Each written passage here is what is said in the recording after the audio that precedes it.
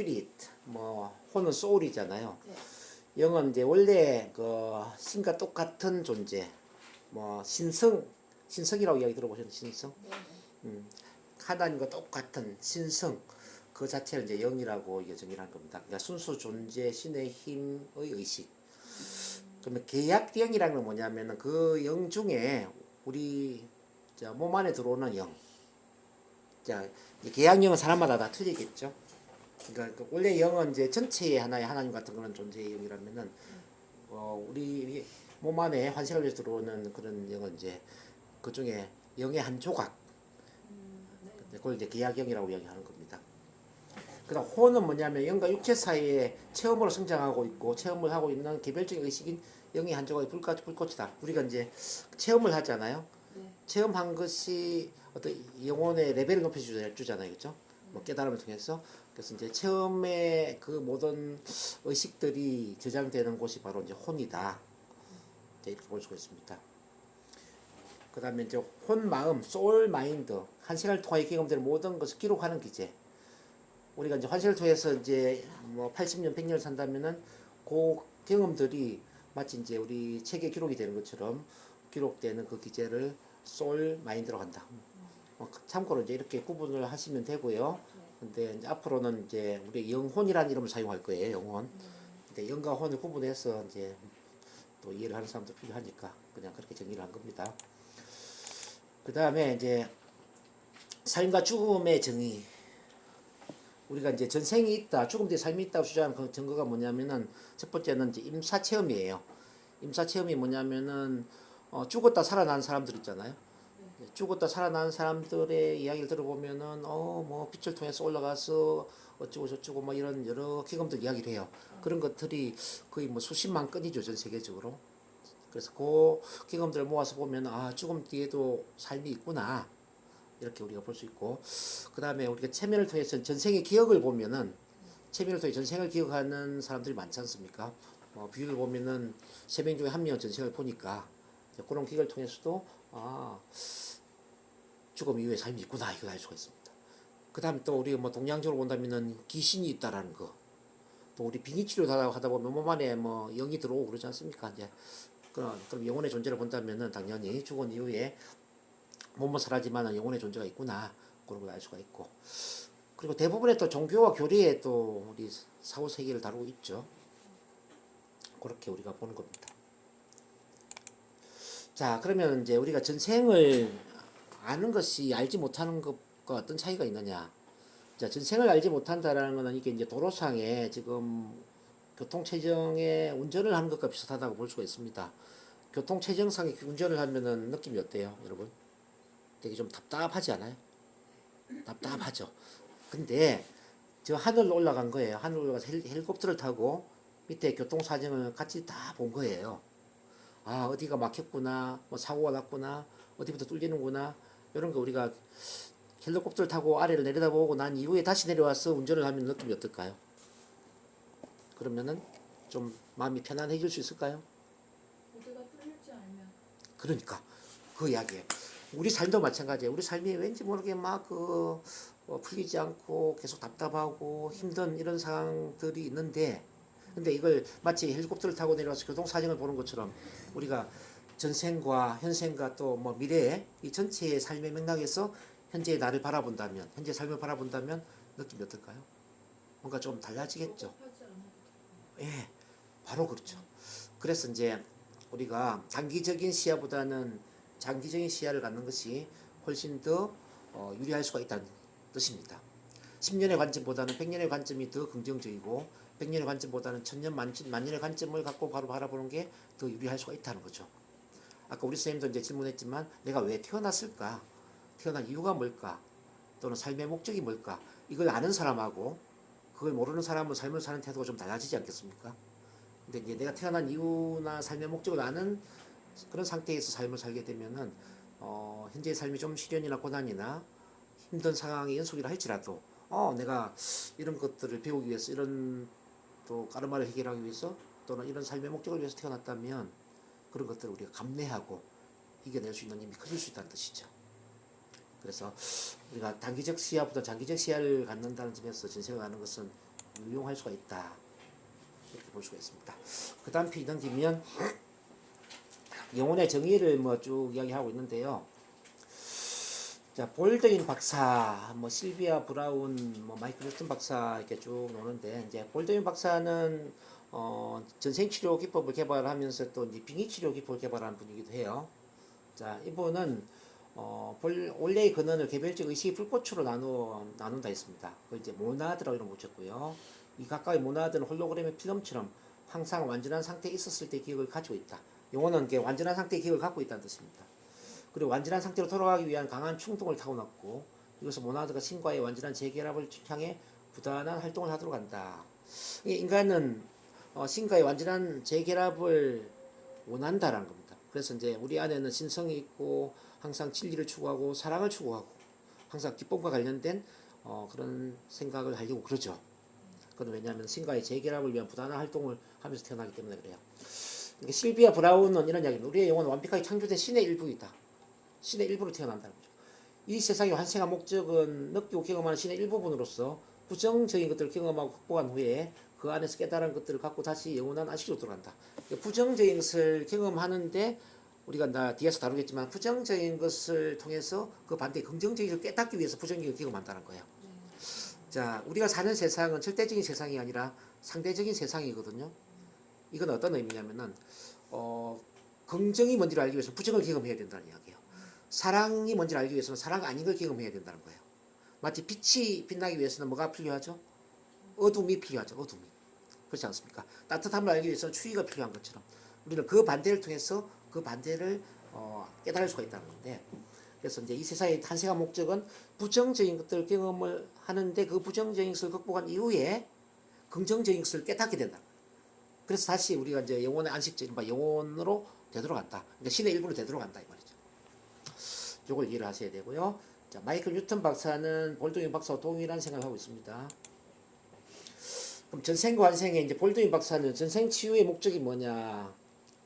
자, 에고가 만든 감정적, 정신적인 잔유물과 잘못에 대한 응보의 욕구는 윤회 순환에서 불필요하게 다시 몸을 받아 태어나게 하도록 한 겁니다. 에고가 만든 정신의 잘못이 뭐냐면은 우리가 예를 들어서 죄를 짓고 죽잖아요. 누구한테 뭐 해코지를 했어, 뭐 후회되는 행동을 했어요. 그러면 죽을 때 우리가 후회를 할 거 아닙니까?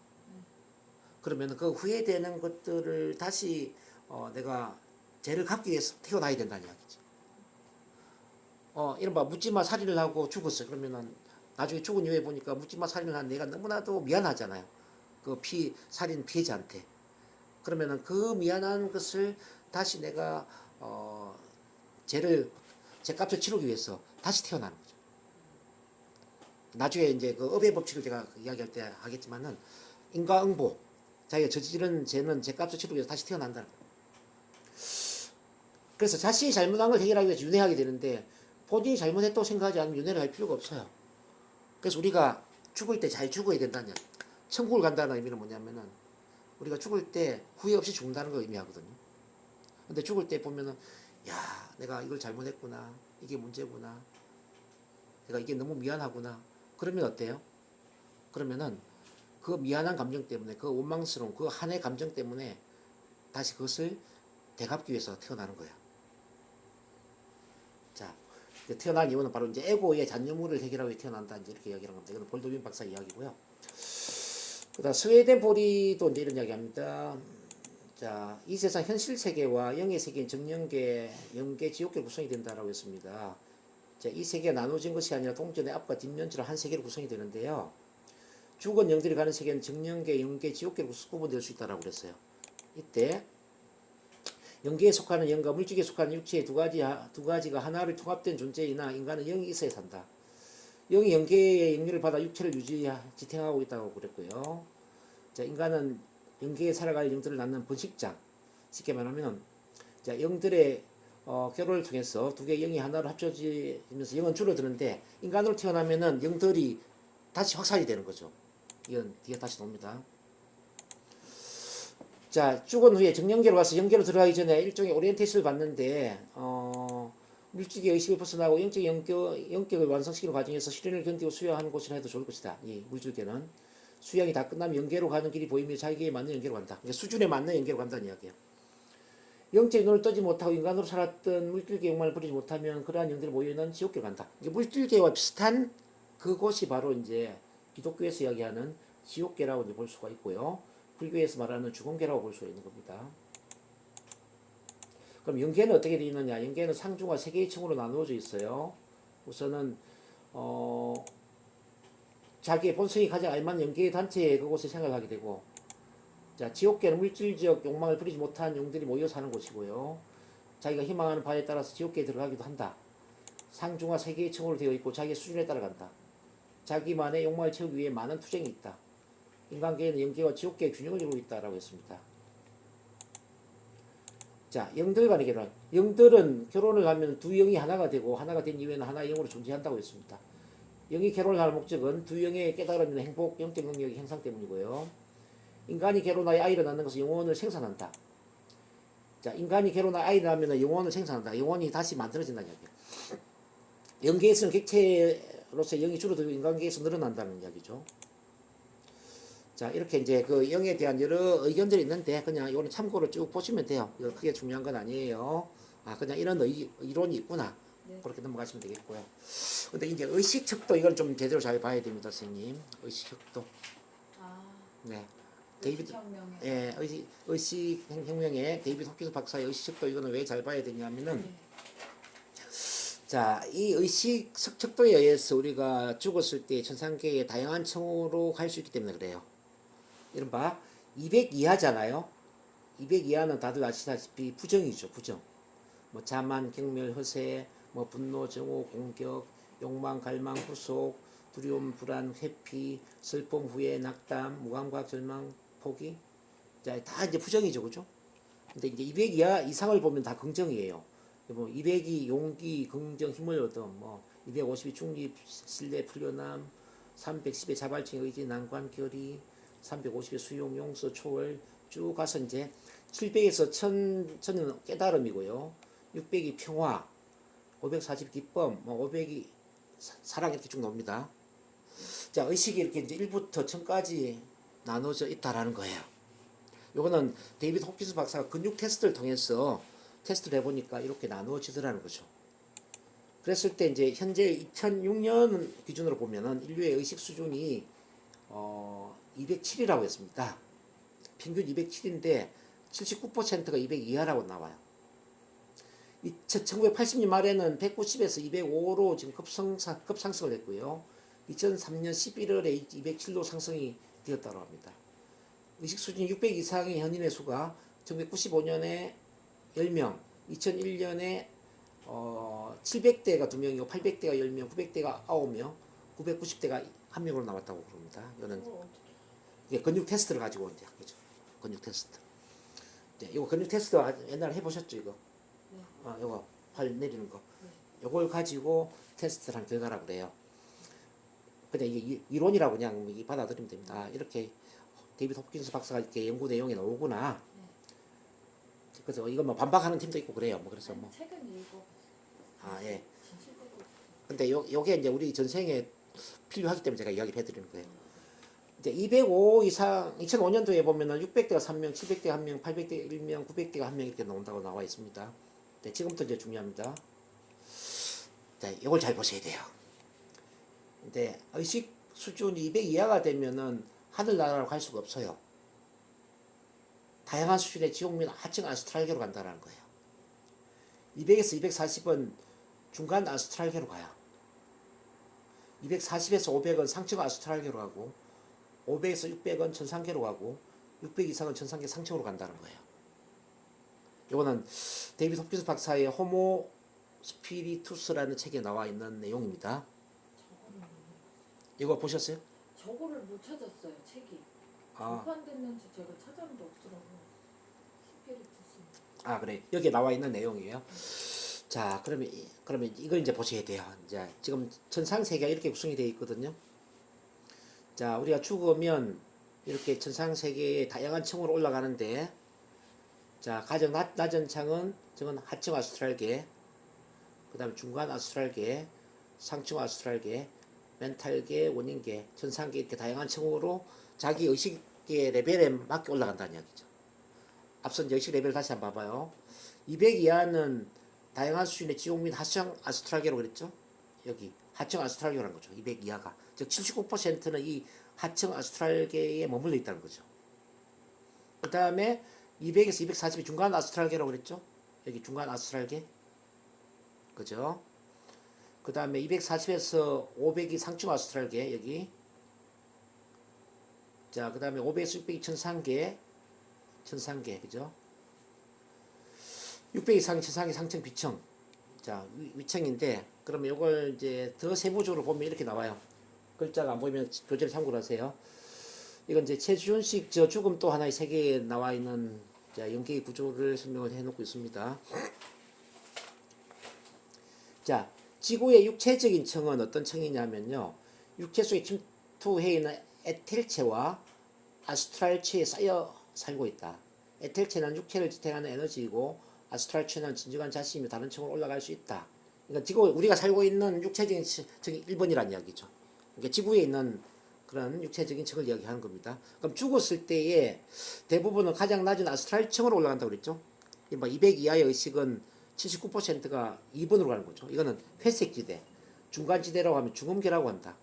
중간 아스트랄층으로 올라가지 못한 영들이 머물고 빙의가 일어나는 층이다. 빙의. 즉 79%는 이 빙의가 일어나는 하층 아스트랄계층까지 올라가게 된다는 거죠. 이걸 이해를 해야 되고요. 그 3번에 중간 아스트랄계 휴식과 회복, 원 상태가 일어나는 곳이 학습과 배움의 기회가 있고 다음 생을 위한 준비와 설계를 하는 계획 단계에 이루어진다 그랬습니다. 그다음 가장 높은 아스트랄층은 천사와 같은 존재들의 도움과 무조건적인 사랑이 있는 천국이고 삶에 대한 폭넓은 지식을 얻을 수 있고 우주의 창조에 대한 뛰어난 식견을 가질 수 있다라고 했습니다. 5번, 6번 멘탈 혹은 원인층은 뭐냐면요. 자신의 마음과 영혼을 무제한으로 발전시킬 수 있고 이것을 인류가 축적한 지혜에 접근할 수 있고 원하면 다시 지상으로 내려갈 수 있는 마지막 층이다. 더 높은 곳으로 가면 지상에 내려올 필요가 없다라고 했죠. 천상층은 뭐냐? 기독교에서 말하는 제3천층에 해당된다. 신성, 신의 근본과 만나고 기적이나 창조의 비밀에 대해서 배우는 층이다. 그 8번에 첫 번째 우주층은 태양계의 마지막 층이며 신성과 하나가 될 수 있고 두 번째 우주층은 진동으로 창조된 영역의 끝이고 세 번째 우주층은 비어있고 비진동의 순수한 의식이다. 네 번째 우주층은 인간의 이해 너머에 있는 우주 의식 상태로 들어가면 하나가 된다. 쭉 이렇게 이제 설명이 나와 있는데, 자, 결과적으로 이제 우리가 육체를 가지고 태어나는 이유가 뭔가를 생각해야 됩니다. 결국 그 영혼은 진화를 하기를 원하거든요.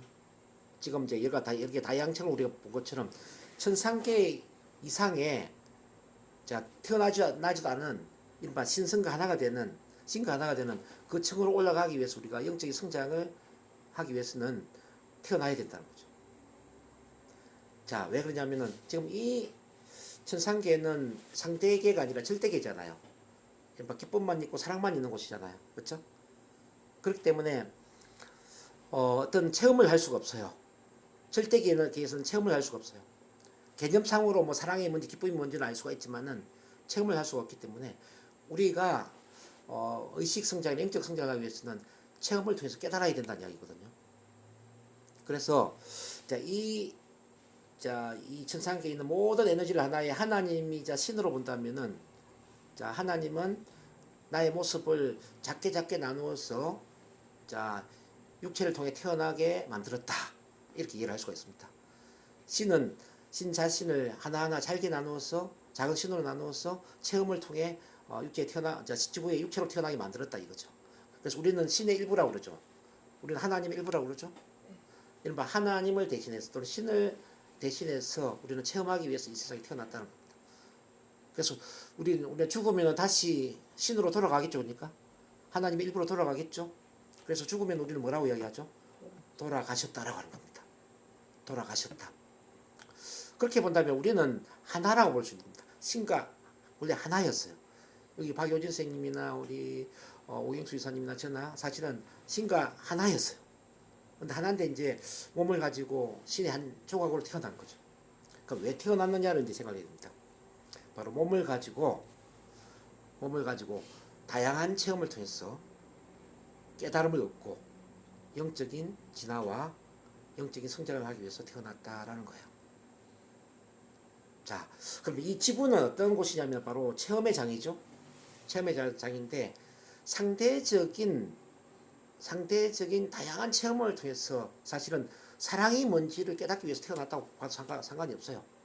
우리 감정 중에 최고의 감정이 뭘까요? 사랑이죠, 사랑. 그래서 간단하게 이야기하면 사랑을 배우기 위해서 태어났어요. 그럼 사랑을 배우기 위해서 태어났는데 사랑을 배우기 위해서는 뭘 경험해야 될까요? 사랑만 배우게 되면 참 사랑만 체험하면 사랑이 뭔지 알 수 있을까요? 여러분 따뜻함을 계속 체험하면 따뜻함이 뭔지 알 수 있을까요? 사랑을 알려면 사랑 아닌 걸 체험해야 돼요. 따뜻함을 알려면 따뜻함 아닌 걸 체험해야 돼요. 부가 뭔지를 알려면 부가 아닌 걸 체험해야 돼요. 행복이 뭔지 알려면 행복 아닌 걸 체험해야 돼요. 자, 이걸 이해해야 됩니다. 그래서 정반대를 체험함으로써 그 반대를 우리가 깨닫게 된다는 겁니다. 그래서 이제 다시 정리한다면 이제 사랑을 이제 배우기 위해서는 사랑 아닌 것, 예를 들어서 아픔이나 이별이나 외로움이나 고독함이나 뭐 다양한 이런 부정적인 체험을 통해서 자 우리가 사랑을 깨닫게 된다는 겁니다. 여기 이해되시나요? 네, 아이고 우리 박연희 선생님 그러면 이미 공부 다 했습니다. 그걸 깨달았으면 전생이 아주 쉽습니다. 자, 그래서 이제 우리는 NLP 시간에 이런 걸 공부했을 거예요. 모든 체험은 감사의 체험이다. 이걸 아마 배웠을 겁니다. 몸이 아픈 것 또한 감사한 일이다. 자, 몸이 아픔으로 인해서 그 건강의 소중함을 일깨워주는 거잖아요. 그죠? 자, 어릴 때 가난한 집안에서 태어난 것도 감사한 일입니다. 왜냐하면 그 가난함을 통해서 풍요로움의 소중함 또는 부의 소중함, 성공의 소중함을 깨달아 주지 않겠습니까? 그죠? 또 뭐 예를 들어서 공부를 많이 못한 것도 감사한 일입니다. 공부를 많이 못함으로 인해서 자, 배움의 소중함을 또 깨닫게 되죠. 우리는 이제 모든 부정을 감사히 받아들이는 이유가 뭐냐면은 부정을 통해서 그 반대의 긍정을 깨달을 수 있기 때문입니다. 자, 그러면 그걸 대충 이해를 했으면요. 우리가 죽어서 어떻게 되는지를 한번 보겠습니다. 죽음에 대해서 여기 설명을 우리 나무현 박사님 책에서 잘 나와 있는데 이거 한번 볼게요. 가장 먼저 경험하는 게 터널 경험이라고 그래요. 터널. 자, 빛의 터널을 통과하게 된다는 거죠. 자, 이걸 구원의 빛이라고 그래요.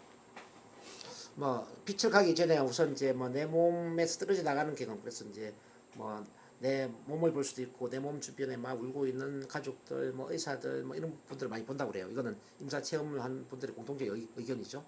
그러면서 이제 어떤 빛의 터널을 빠르게 막 통과를 해서 올라간다고 그러죠. 그러면 자 만남의 공간인데요. 먼저 간 가족이나 친구나 뭐 어떤 영혼의 가족이나 수호출사들이 마중을 놓는다고 그래요. 예. 자 이렇게 먼저 간 분들이 우리를 이제 마중을 나와서 안내를 하죠. 그러면 어디로 안내를 하냐면은 까마로카라고 그래요. 까마로카. 이른바 회복의 공간. 노란 이동이 됩니다. 여기서 이제 우리가 그동안 이제 육체를 가지고 살면서 폭력을 당할 수도 있고 학대를 받을 수도 있고 질병과 같은 모든 고통의 경험을 할 수도 있겠죠. 그런 걸 이제 치유를 받는다고 합니다. 치유. 그래서 하늘의 의사나 하늘의 간호사들이 또 하늘의 심리 상담사들이 우리의 아픈 상처를 치유를 해준다는 거예요. 그러니까 치유를 받고 나면 어디로 가느냐 하면은 네 번째 기억의 사원으로 이동을 하는 겁니다.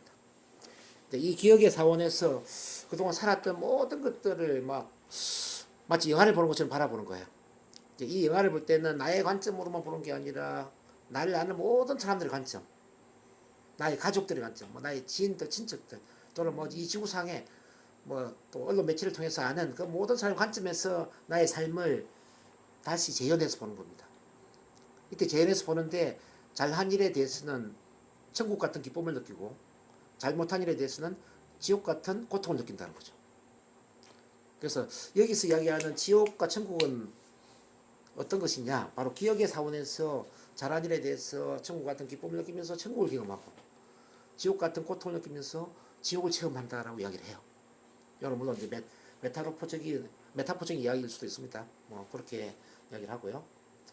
그러면 이렇게 이제 이 다시 재현을 하면서 내가 어떻게 살았는지 이런 걸 다시 체험하면서 바로 현자들의 사원으로 이동하는데 여기는 영혼들의 진화 수준을 상승시키는 진로 상담을 한다. 우리 이제 영적인 코치들이 있다라고 합니다. 이 코치들이 뭐 코치 중에는 예수님 같은 분이 코치를 해줄 수도 있고 뭐 또는 뭐 불교로 보면 간세음보살 어쨌든 우리가 몸을 가지고 살았을 때에 그 내가 종교를 가지고 있다면 이 종교적인 리더들이 코치 역할을 하는 경우들이 많이 있다라고 그래요. 그러면 이제 여기 진로 상담하는데 어떤 상담이냐면은 지나온 그 삶 중에 어떤 것은 배우고 깨달았는데 어떤 것은 배우지도 못하고 깨닫지도 못한 것도 있겠죠. 그렇지 않겠습니까? 그런 것들을 다시 우리가 공부를 하는 거죠.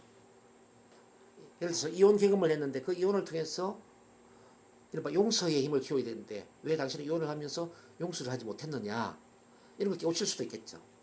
또는 어떤 몸에 병이 생겼어. 뭐 암에 걸렸는데 암에 걸림으로 인해서 어떤 균형 잡힌 삶에 또는 뭐 주변 사람들에 대한 따뜻한 사랑의 소중함을 깨달아야 되는데 왜 그런 걸 깨닫지 못하고 원망 분노만 하다가 죽음을 맞이했느냐 뭐 그럴 수도 있겠죠. 그러니까 모든 그 어떤 시련이나 고난이나 몸의 질병이나 실패나 이런 것들은 깨달음을 위한 뭐 시험대라고 보면 되거든요. 근데 그 시험대를 제대로 통과했느냐 통과하지 못했느냐를 다시 코치들로 인해서 상담을 받으면서 그러면서 이제 운명이 사고된 인생 계획서를 작성하는 거죠. 부족한 것은 다시 부족함을 채우기 위한 인생 계획서를 쓰고요.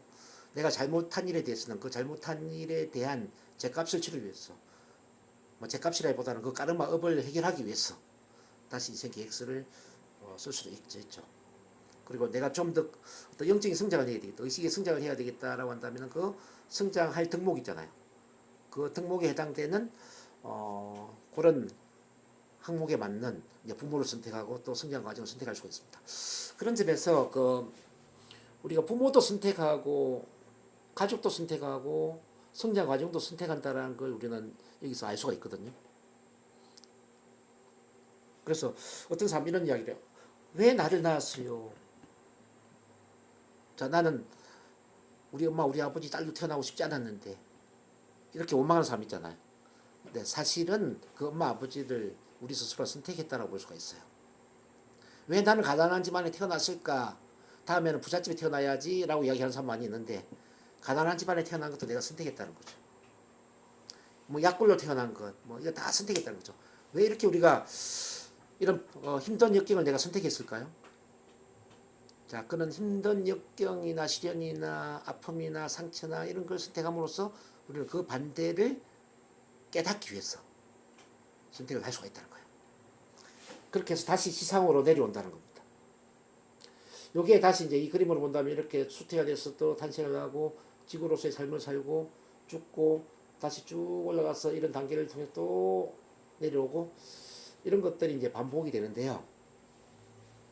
그래서 이제 이거는 뭐 종교를 떠나서 우리가 이제 어떤 영적 치유를 연구한 그런 팀의 이제 이론을 빌리자면은 한 650번에서 한 850번 정도 사이를 다시 태어나는 일을 반복한다는 거죠. 근데 기독교에서는 이걸 이제 반대를 하죠. 이건 인정하지 않죠. 선생님 그렇죠? 근데 이걸 이제 직접적으로 뒤에서 제가 뭐 설명드리면 이거는 그냥 하나의 심리 이론입니다. 뭐 그리고 이제 지금 이런 것들이 어디서 토대를 두고 나왔느냐라고 묻는다면은 임상 체험을 했던 임사 체험을 했던 뭐 또는 뭐 체면을 통해서 LBL 삶과 삶 사이의 그 영혼의 세계를 연구했던 마이클 뉴턴 박사라든지 다양한 어떤 이론을 통해서 이렇게 이야기를 하는 거지. 예, 요걸 뭐 꼭 사실 믿어라 이런 건 아닙니다. 근데 그냥 이 이론 체계를 저런 것도 있구나. 이해하는 데 도움이 될 것 같아요. 예, 그렇게 이해를 해주면 좋을 것 같아요. 이렇게 해서 지금 650에서 850번을 이제 이렇게 환생을 하는데 환생을 하는 이유는 뭐냐? 바로 영혼의 성장을 위해서라고 합니다. 영혼의 성장을 위해서. 영혼은 성장에만 관심이 있습니다. 근데 우리 몸은 어디에 관심이 있죠? 우리 몸은 건강하고 행복하고 편안하고 안락하게 사는 것에 관심이 많죠. 근데 우리 영혼은 진화와 성장에만 관심이 있다는 거죠. 그래서 영혼의 관점에서 이 그림을 좀 이해를 할 필요가 있다는 말씀 드립니다. 자, 그 정도 이해를 하시고요. 자, 그러면은 영혼은 깨닫기 위해서 태어났다고 했는데 이 깨달음이라는 게 뭔가를 좀 봅니다.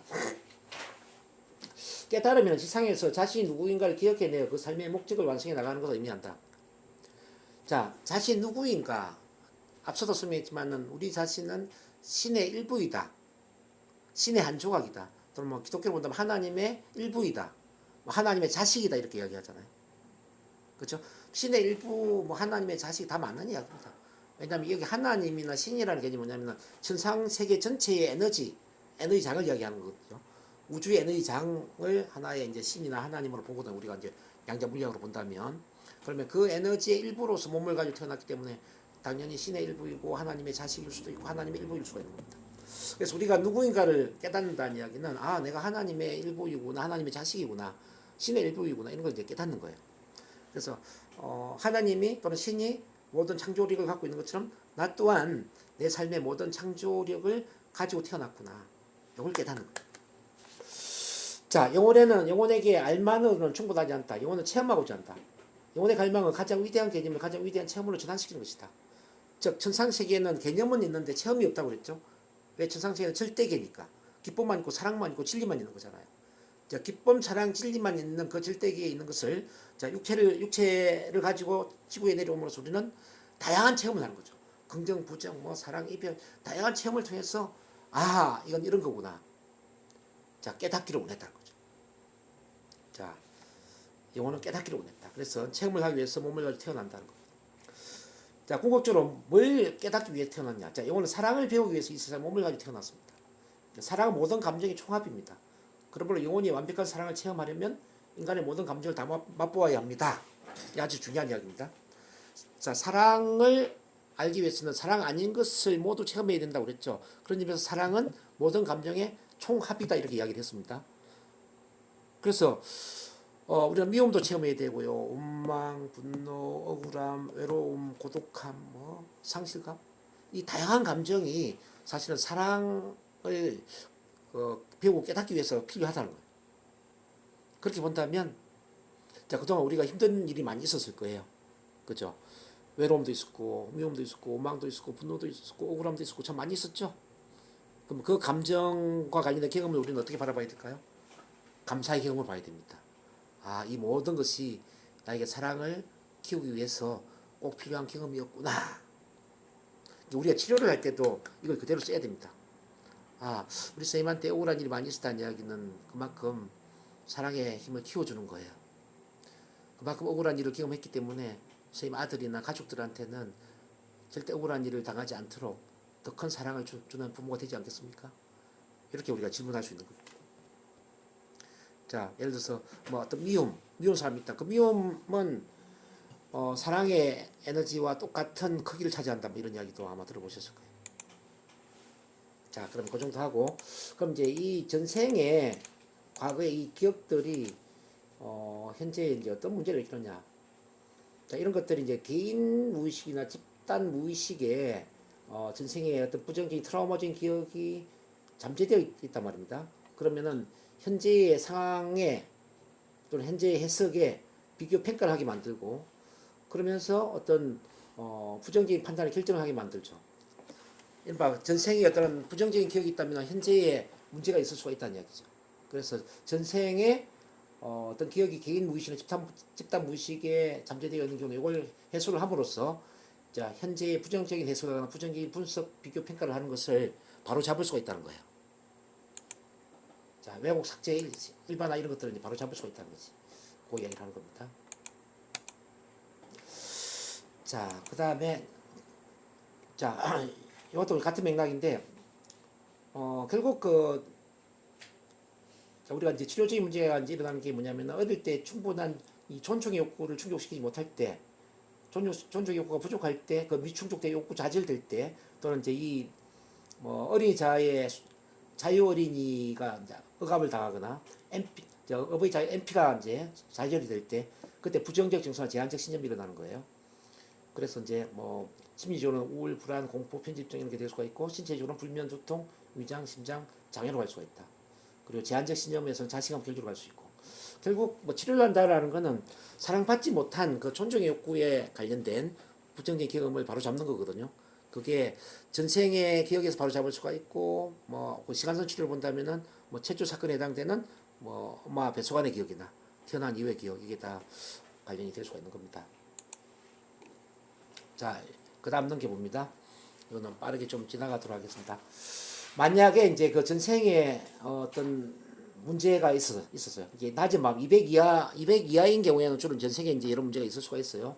그런 경우에는 이 대뇌피질에서 나오는 어떤 인지 정보가 늦게 영향을 준다는 거죠. 그러면 이 시상이나 편도체에 늦게 전달이 됨으로 인해서 어떤 자극이 입력되었을 때에 우리가 해마가 바로 대응을 하지 못해요. 일반 바로 이제 생존 지향, 투쟁 도주 반응 같은 감정이 발생한다. 그러니까 자극과 반응 사이에 우리가 나름대로 선택의 여지가 있어야 되는데 힘든 일이 생기 바로 스트레스를 받는 거죠.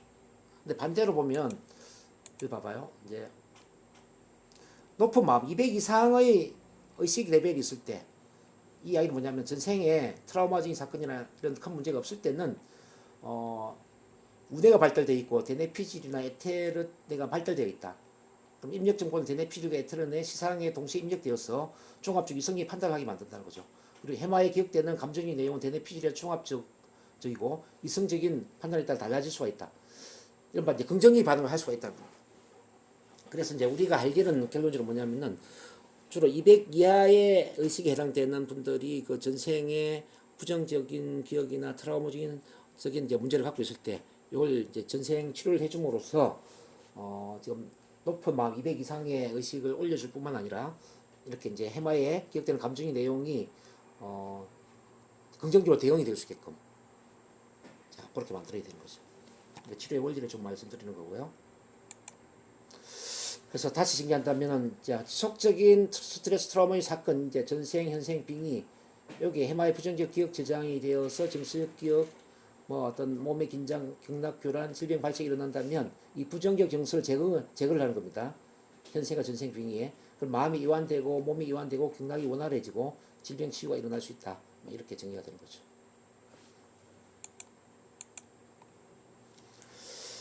퇴행 치유에는 이렇게 뭐 현생 퇴행, 탄생 퇴행, 전생 퇴행 다양한 과정이 있다는 걸 참고를 하시고요. 자, 이거 쭉 넘어갑니다. 선생님은 이제 치유를 목적으로 하는 게 아니니까.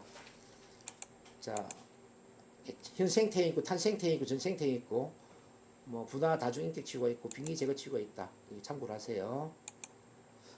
자, 여기부터가 중요합니다. 전생이란 전생은 현재 생 이전의 삶, 과거 생을 의미한다 그랬죠. 전생은 생명의 영속성과 불멸성의 개념을 전제로 하고 현재 생은 과거 생의 연장선상에 이루어집니다. 자, 전생을 알면은 현재 생의 모습을 이해할 수가 있고 치료하는 데 도움이 될 수가 있다. 이렇게 이해를 할 수 있습니다. 앞서 말씀드린 것처럼 이제 삶을 바라보는 관점이 단기적인 관점에서 장기적인 관점으로 달라질 수가 있다는 이야기죠.